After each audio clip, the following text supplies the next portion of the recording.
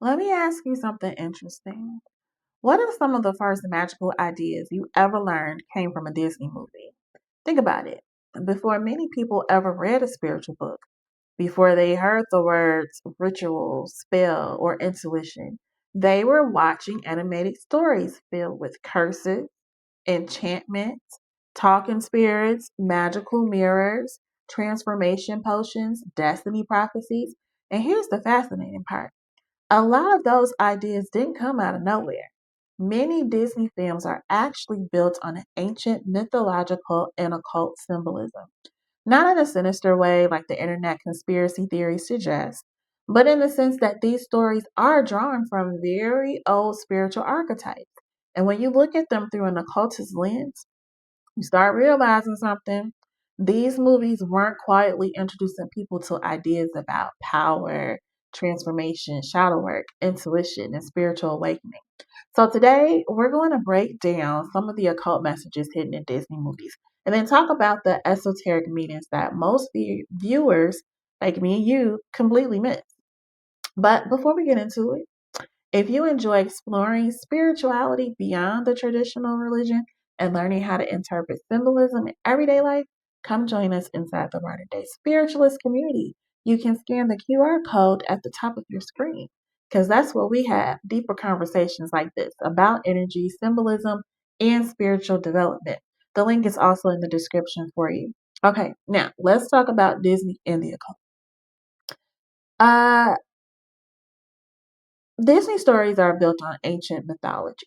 Most Disney films didn't start as Disney stories, right? They come from very old European folk tales and mythological traditions. So those stories like Snow White and the Seven Dwarfs, Sleeping Beauty, The Little Mermaid, these stories existed long before animation, and folklore historically contained a lot of spiritual symbolism.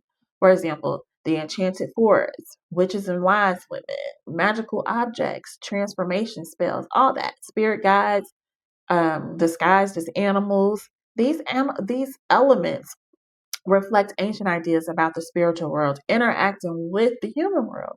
So when Disney adapted these stories, they unintentionally preserved pieces of that symbolism. Or was it intentionally? We don't know.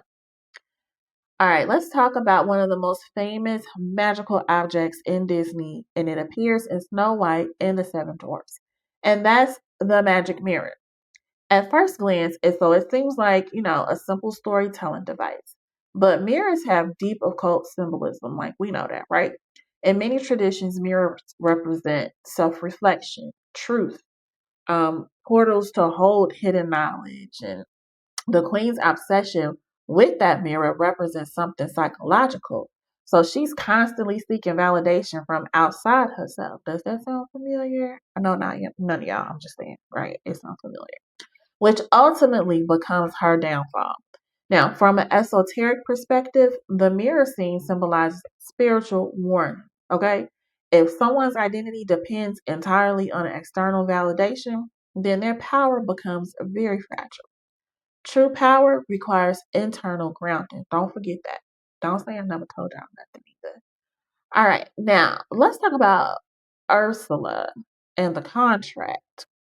The power of words in The Little Mermaid. Ursula makes Ariel sign a contract, right? So this might seem like simple storytelling drama, but occult traditions have long emphasized the power of agreements and spoken words. So in magical systems, things like vows and contracts, oaths, they're all believed to carry energetic weight. So this is why in many spiritual traditions, people are careful about promises and declarations. In the story, Ariel trades her voice for the chance at a different life. Symbolically, she gives up her ability to express her truth, and that decision almost traps her. Now, the deeper spiritual message is subtle but powerful. When someone sacrifices their authentic voice to gain acceptance or love, they lose a piece of their power. Few Disney characters embody the dark feminine archetype like Maleficent. Her curse in Sleeping Beauty, excuse me, I thought I was about to sneeze. But her curse in Sleeping Beauty isn't just about revenge, right? It represents something a little deeper. Maleficent appears in the story because she was excluded from the celebration, remember? So her anger represents a universal human experience, rejection. From an archetypical perspective, Maleficent embodies the shadow feminine. That part of feminine power that becomes destructive when it's rejected or ignored, baby, it get crazy, right? Psychologically, shadow energy appears when emotions like anger or pain, resentment, all those are pushed underground instead of processed. The curse in the story is essentially the manifestation of unresolved emotional energy, which is something many spiritual traditions recognize. Unprocessed emotions often resurface in unexpected ways, right? That should be crazy. Now, let's talk about transformation magic because transformation is one of the most consistent magical themes in Disney. Characters frequently transform into animals, different identities, new versions of themselves, and this appears in films like Beauty and the Beast, The Princess and the Frog. But transformation magic symbolically represents personal evolution. The beast becomes human when he learns compassion. Tiana transforms through perseverance and purpose. These stories echo a spiritual principle found in many traditions. The real transformation doesn't come from external magic, it comes from internal growth. The magical change in these stories represent the moment when a character becomes aligned with their higher self. Another interesting pattern in Disney films is the presence of animal companions.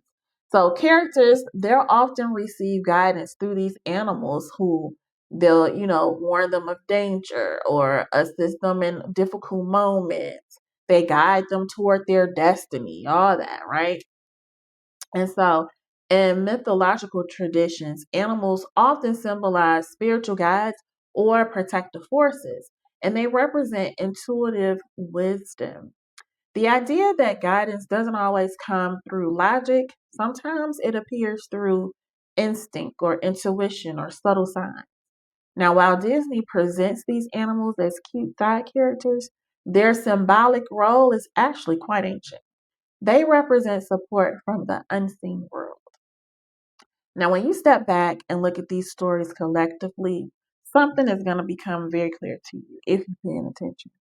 Disney movies repeatedly explore themes about power, identity, transformation, intuition, and shadow work. And these are the same themes explored in many spiritual traditions. But instead of presenting them as philosophy, Disney tells them through stories, which is actually very genius.